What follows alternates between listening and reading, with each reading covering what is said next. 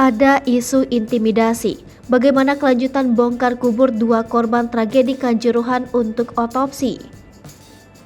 Polri bakal menggelar rekonstruksi tragedi Kanjuruhan yang menewaskan 133 nyawa.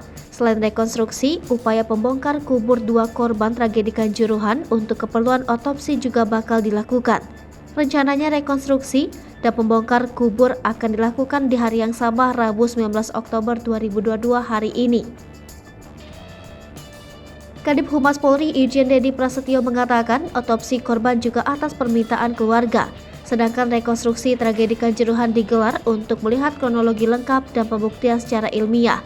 Belakangan muncul kabar bahwa keluarga korban tragedi Kanjuruhan yang mengajukan permohonan otopsi mengaku mengalami intimidasi.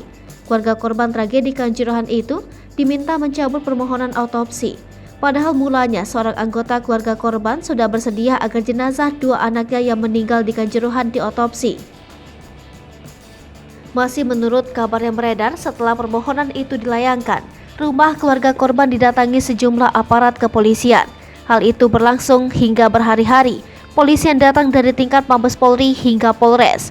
Para polisi itu disebut meminta keluarga korban untuk membatalkan otopsi. Hingga akhirnya oleh sejumlah aparat kepolisian, keluarga korban diminta membuat surat pencabutan permohonan otopsi kedua anaknya. Sementara itu, Tribunnews.com masih mencoba mengkonfirmasi hal ini ke Polda Jawa Timur dan Mabes Polri. Ekshumasi atau pembongkaran kembali kuburan terhadap dua korban tragedi Kanjuruhan dilakukan pada Rabu 19 Oktober 2022.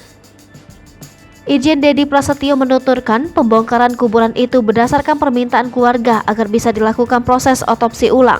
Lebih lanjut, Dedi menambahkan bahwa proses ekshumasi nantinya bakal melibatkan dari Perhimpunan Kedokteran Forensik Indonesia.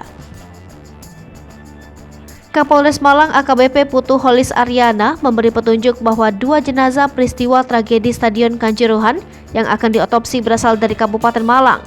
Putu Holis Aryana tak menyebutkan secara detail asal dari kedua jenazah tersebut.